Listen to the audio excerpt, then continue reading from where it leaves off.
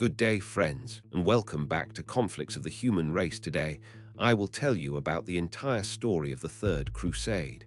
1189, 1192. Now buckle up as we begin. The year was 1187, and Christendom trembled as news spread like wildfire across Europe. Saladin, the Kurdish Sultan of Egypt and Syria, had achieved what seemed impossible. Jerusalem, the holiest city in Christianity, had fallen back into Muslim hands after nearly 90 years of Crusader rule. The catastrophic defeat at the Battle of Hattin had shattered the Crusader armies, with King Guy of Jerusalem captured alongside the True Cross. Pope Gregory VIII immediately called for a new crusade, declaring that the loss of Jerusalem was God's punishment for Christian sins. The papal bull Audita Tremendi echoed through cathedrals and courts, demanding immediate action to reclaim the holy city. Three of Europe's mightiest monarchs answered the papal call, each bringing their own ambitions and armies to this holy enterprise. Frederick Barbarossa, the Holy Roman Emperor, was already 70 years old, but remained a formidable warrior king with decades of military experience. Philip Augustus of France, young and calculating, saw opportunity to expand French influence while fulfilling his Christian duty. Most legendary of all was Richard I of England, soon to be known as the Lionheart, whose reputation for martial prowess and tactical brilliance preceded him across Europe. These three kings took the cross in a ceremony that symbolized the unity of Christian Europe against the Muslim reconquest. However, beneath the surface of religious devotion lay deep political rivalries, territorial disputes, and personal ambitions that would shape the entire campaign. The stage was set for one of history's most dramatic and complex military expeditions, where faith and politics would intertwine in the sands of the Holy Land. Frederick Barbarossa chose the overland route through the treacherous terrain of Anatolia, leading the largest single army of the Crusade with an estimated 100,000 men. The German emperor's force was a sight to behold: disciplined knights, seasoned infantry, and a vast baggage train stretching for miles across the Byzantine countryside. However, the journey proved far more perilous than anticipated. The Byzantine Emperor Isaac II Angelus, despite being a fellow Christian, viewed the massive German army with suspicion and provided minimal assistance. Worse still, the Seljuk Turks harassed the crusading force with constant hit-and-run attacks, bleeding away men and supplies with each passing day. The heat was unbearable, water sources were either poisoned or heavily defended, and disease began to ravage the ranks. Despite these hardships, Barbarossa's iron discipline kept his army intact as they pushed deeper into hostile territory. The old emperor remained undaunted, his white beard flowing as he rode at the head of his columns, inspiring his men through sheer force of will and decades of battlefield experience. Tragedy struck on June 10, 1190, when Frederick Barbarossa, the Holy Roman Emperor and veteran of the Second Crusade, met his death in the most unexpected circumstances. While crossing the Salef River in Cilicia, the 70-year-old emperor either drowned in his heavy armor after falling from his horse, or suffered a fatal heart attack in the cold mountain waters. Historical accounts vary, but the result was catastrophic for the German crusade. The loss of their legendary leader shattered German morale and unity completely. Some chronicles describe how his son, Duke Frederick of Swabia, desperately attempted to preserve his father's body by pickling it in vinegar, hoping to bury the emperor in Jerusalem as planned. However, decomposition set in rapidly under the brutal Middle Eastern sun. Most of the German army, devastated by grief and lacking strong leadership, abandoned the crusade entirely and returned home. Only a small fraction under Duke Frederick continued toward the Holy Land, but they would arrive as a shadow of the once mighty German host, their effectiveness severely compromised by their tragic loss. Meanwhile, Richard the Lionheart and Philip Augustus chose the safer but more expensive sea route to the Holy Land, though their relationship was already strained by territorial disputes and personal animosity. Richard faced immediate challenges before even departing England.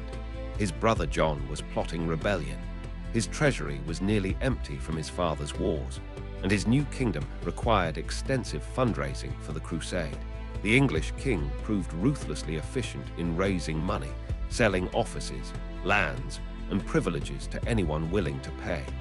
He famously declared he would sell London itself if he could find a buyer. Their fleets departed separately, with Richard stopping in Sicily to spend the winter of 1191 in preparation. This delay would prove significant, as it allowed Richard to gather intelligence about the situation in the Holy Land while building his reputation as a formidable military leader. However, tensions between the English and French kings continued to simmer, with disputes over Richard's engagement to Philip's sister Alice creating diplomatic complications that would plague the entire crusade. Richard's winter sojourn in Sicily became an adventure in itself, demonstrating the English king's formidable military and diplomatic skills. The island was ruled by Tancred of Lex, who had seized power after the death of King William II and was withholding the inheritance of Richard's sister Joan, the former queen. Additionally, Tancred refused to provide the promised ships and supplies for the crusade. Richard's response was characteristically direct and overwhelming. He captured Messina in a lightning assault, his soldiers pouring through the streets like an unstoppable tide. The local population, initially hostile to the foreign crusaders, quickly learned to respect English military efficiency. Richard then established his headquarters in the conquered city, using it as a base to refit his army and fleet while negotiating from a position of strength. During this time, he also formally broke his engagement to Philip, Augustus's sister Alice, instead announcing his intention to marry Berengaria of Navarre. This diplomatic insult further strained relations with the French king, but Richard had secured vital supplies and reinforcements for the challenges ahead. In May 1191, Richard's fleet encountered an unexpected opportunity when several of his ships, including one carrying his bride-to-be Berengaria and his sister Joan, were wrecked off the coast of Cyprus during a violent storm. Isaac Ducas Comnenus, the self-proclaimed Emperor of Cyprus, made the fatal error of attempting to hold these noble ladies hostage while plundering the wrecked vessels and imprisoning shipwrecked crusaders. Richard's response was swift and merciless. He launched an immediate invasion of the island with his battle-hardened troops. The conquest of Cyprus became a masterclass in medieval warfare, with Richard employing combined arms tactics that overwhelmed Isaac's demoralized forces at every turn. Within weeks, the entire island had fallen under English control, providing Richard with an invaluable strategic base in the eastern Mediterranean. More importantly, the conquest filled the English war chest with Cypriot gold and silver, solving the chronic funding problems that had plagued the crusade. Richard's marriage to Berengaria in the conquered capital of Limassol added a romantic element to his growing legend as an unstoppable warrior king. By June 1191, Richard finally arrived at Acre, where he found Philip Augustus and the remnants of the German army locked in a grueling siege that had already lasted nearly 2 years. The ancient port city, heavily fortified and defended by Saladin's elite troops, had become a symbol of the entire crusading effort. Its capture was essential for establishing a secure base of operations in the Holy Land. Richard's arrival immediately transformed the dynamics of the siege, as he brought not only fresh troops, but also the most advanced siege engines of the age, including massive trebuchets and mangonels that could hurl stones weighing hundreds of pounds against Acre's walls. The English king's reputation for military engineering proved well-founded, as his machines systematically pounded the fortifications day and night. However, the siege had taken its toll on Philip Augustus, who had fallen seriously ill and grown increasingly jealous of Richard's military prowess and growing reputation. The two kings maintained an uneasy cooperation, but their personal rivalry was becoming as dangerous to the crusade as Saladin's army, which lurked in the hills around Acre, ready to strike at any weakness. On July 12, 1191, Acre finally fell to the combined Christian assault after one of the most brutal sieges of the medieval period. The city's walls had been systematically demolished by Richard's siege engines, and the starving garrison could no longer maintain their defense. The victory was complete, but costly. Thousands had died on both sides during the 2-year siege, including many prominent nobles and knights. However, the triumph was immediately overshadowed by a bitter dispute between Richard and Philip Augustus over the division of spoils and future command of the crusade. Philip, citing his illness and pressing concerns about his French territories, announced his intention to return home immediately, taking his armies with him. This decision was viewed by many as a betrayal of the crusading vows, but the French king was determined to secure his own kingdom while Richard remained occupied in the east. Before departing, Philip extracted oaths of loyalty from various crusading leaders and left strict instructions for his remaining forces. The unity of the Third Crusade was fracturing just as it achieved its first major victory, leaving Richard as the dominant but increasingly isolated leader of the Christian forces. The aftermath of Acre's capture revealed the darker aspects of medieval warfare when Richard made one of his most controversial decisions of the entire crusade. When Saladin failed to meet the agreed terms for ransoming the Muslim prisoners, including payment of 200,000 gold dinars and return of the true cross, Richard ordered the execution of nearly 3,000 Muslim captives in full view of Saladin's army. This act of calculated brutality was intended to demonstrate Christian resolve and force Saladin into open battle, but it also cemented Richard's reputation for ruthlessness throughout the Islamic world. The executions took place on August 20, 1191, with the prisoners beheaded in systematic fashion, while Saladin's forces watched helplessly from the surrounding hills. While shocking by modern standards, such actions were unfortunately common in medieval warfare, and Richard's decision was supported by most of his military commanders, who argued that the army could not advance while burdened with thousands of prisoners. The massacre achieved its strategic objective. Saladin was forced to abandon his defensive strategy and prepare for direct confrontation with the English king, who had proven himself utterly without mercy in warfare. With Acre secured and his rear base established, Richard began the challenging march south toward Jerusalem, the ultimate prize of the Third Crusade. The crusading army that departed Acre in August 1191 was a formidable force, but it faced the constant threat of Saladin's hit-and-run tactics in the unforgiving terrain of the Palestinian coast. Richard demonstrated his tactical brilliance by organizing the army into a disciplined formation with heavily armored knights protected by ranks of crossbowmen and infantry. The baggage train hugged the coastline where it could be resupplied by the English fleet, while mounted patrols screened the flanks against Turkish horse archers.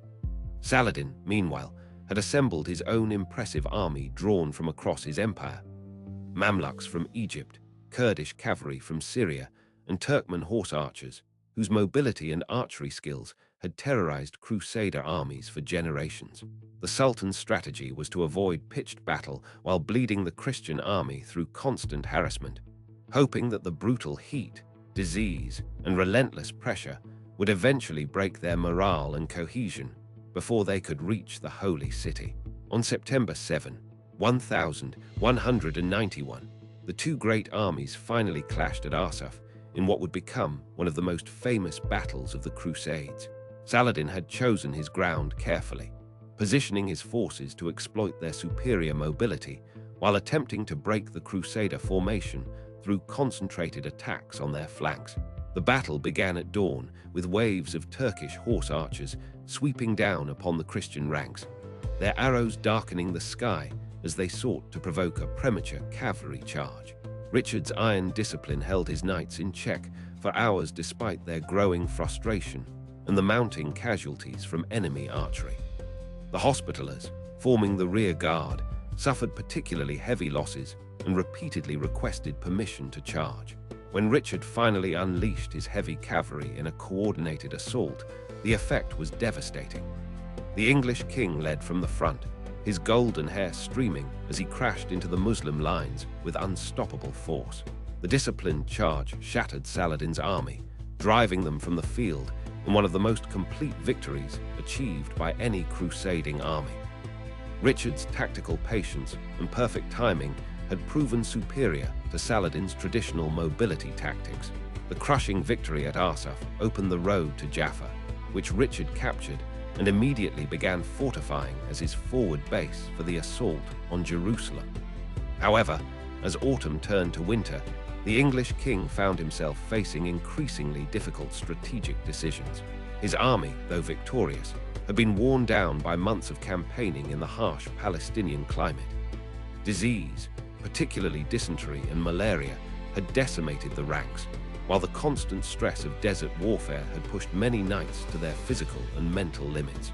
More critically, Richard received disturbing intelligence from England that his brother John was actively plotting rebellion with Philip Augustus, threatening to seize the English throne, while Richard remained committed to the crusade. The political situation in Europe was deteriorating rapidly, and Richard's continued absence could cost him his entire kingdom. Additionally, Saladin had withdrawn into Jerusalem's massive fortifications with a large garrison, making any siege a lengthy and costly endeavor. Richard faced the agonizing choice between his crusading vows and his royal duties, while time worked increasingly against him on both fronts. Despite these challenges, Richard launched two separate attempts to reach Jerusalem, driven by his crusading oath and the expectations of Christian Europe. The first advance in late 1191 brought the crusading army to within 12 miles of the Holy City, close enough to glimpse its golden walls and the dome of the rock glistening in the distance. However, Richard's military advisors convinced him that even if Jerusalem could be captured, it would be impossible to hold against Saladin's inevitable counterattack. The crusading army lacked the manpower to garrison such an extensive fortification while maintaining field forces to defend against relief attempts. Reluctantly, Richard ordered a withdrawal to the coast, a decision that devastated morale among the rank-and-file crusaders who had traveled thousands of miles for this moment. A second attempt in June 1192 came even closer to success, with advanced scouts actually reaching Jerusalem's outskirts. Once again, however, practical military considerations forced Richard to abandon the assault. The legend persists that Richard refused to look upon the holy city he could not conquer, covering his eyes with his shield as he turned his army back toward the Mediterranean coast for the final time. While Richard struggled with the decision to abandon Jerusalem, Saladin launched a surprise assault on Jaffa in late July 1192, seeking to eliminate the Crusader stronghold that threatened his southern flank. The Sultan's forces overwhelmed the outer defenses and penetrated deep into the city before the garrison could organize effective resistance. However, Richard's response became the stuff of legend. Upon receiving word of the attack, the English king immediately embarked with a small force of knights and sailed directly to Jaffa's relief. His galley ran aground on the beach, and Richard reportedly leaped into the surf fully armed, wading ashore while arrows whistled around him. The sight of the Lionheart's unexpected arrival galvanized the demoralized defenders and terrified Saladin's soldiers, who had thought the English king was safely distant at Acre. In a display of personal courage that amazed both Christian and Muslim witnesses, Richard led a desperate counterattack through Jaffa's narrow streets, driving out Saladin's forces through sheer audacity and tactical brilliance. The rescue of Jaffa became one of Richard's greatest military achievements and secured his legendary status throughout the medieval world. Following the dramatic rescue of Jaffa, both Richard and Saladin found themselves in an increasingly precarious position that made continued warfare unsustainable for both sides. Richard's political situation in Europe had deteriorated catastrophically. John's rebellion was gaining momentum. Philip Augustus was actively supporting the usurper, and the English treasury was completely exhausted by 3 years of crusading expenses. Meanwhile, Saladin faced his own internal pressures as his diverse coalition of Muslim rulers grew restless with the prolonged campaign and demanded to return to their own territories. The Sultan's health was also declining, and he recognized that his empire needed peace to consolidate the gains made against the Crusader states.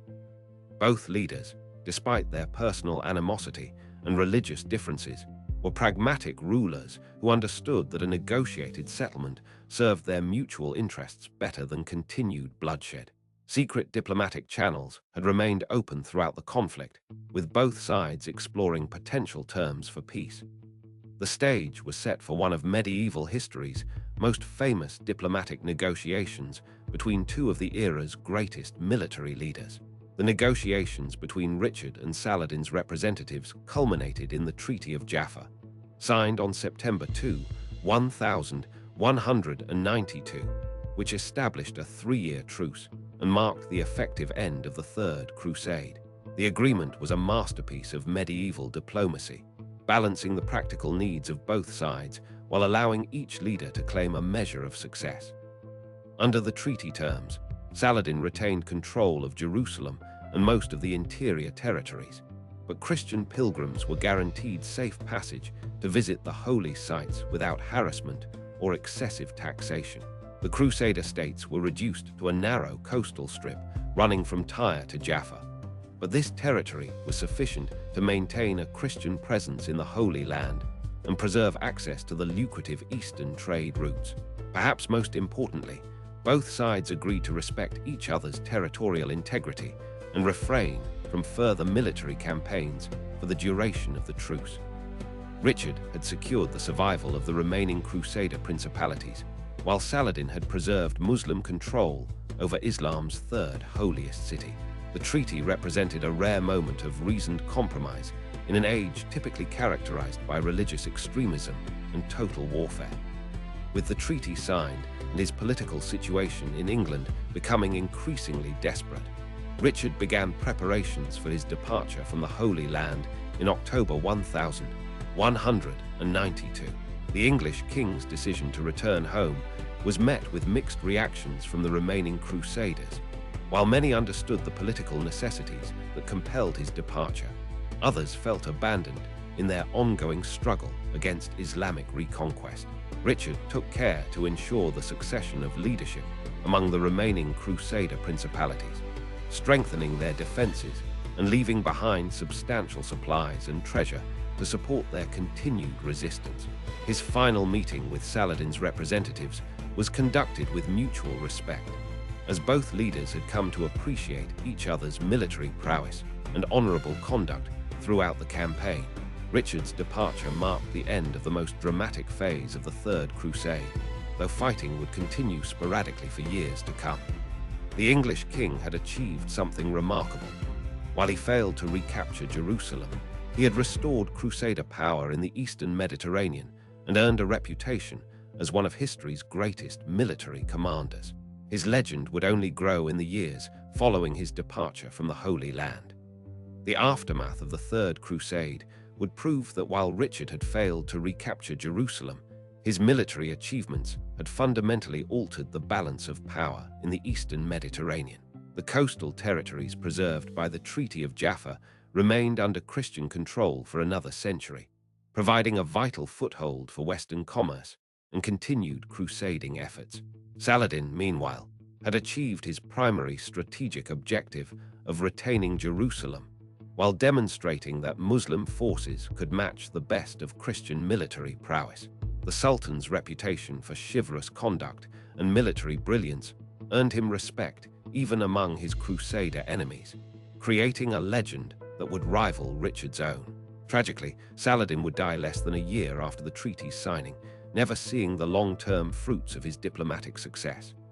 Richard's journey home would become an adventure worthy of legend itself, captured by Duke Leopold of Austria and held for ransom by Henry VI of Germany. The Lionheart's imprisonment would drain England's treasury, but only enhance his mythical status. The Third Crusade had produced two of medieval history's most enduring heroes, whose rivalry and mutual respect would inspire countless tales of chivalry and honor. The Third Crusade stands as one of history's most fascinating military campaigns, demonstrating both the potential and limitations of medieval warfare while creating legends that would endure for centuries. Richard the Lionheart had proven that superior tactics, disciplined leadership, and technological innovation could overcome seemingly impossible odds. Yet even his military genius could not achieve the Crusade's ultimate objective of recapturing Jerusalem. Saladin's successful defense of Islam's holy sites, while maintaining his reputation for honorable conduct, showed that effective leadership transcended religious and cultural boundaries. The campaign's outcome, a negotiated settlement rather than total victory for either side, reflected the complex realities of medieval geopolitics, where practical considerations often trumped religious ideology. Both Christianity and Islam could claim victory in their own terms, while the Holy Land remained a contested frontier for generations to come. The Third Crusade's legacy lies not just in its military achievements, but in its demonstration that even in an age of religious warfare, great leaders could find common ground and mutual respect. The legends of Richard and Saladin would inspire countless tales of chivalry and honor, proving that some stories transcend the conflicts that created them. If you like today's story, make sure to check out our other videos on our channel. Have a nice day.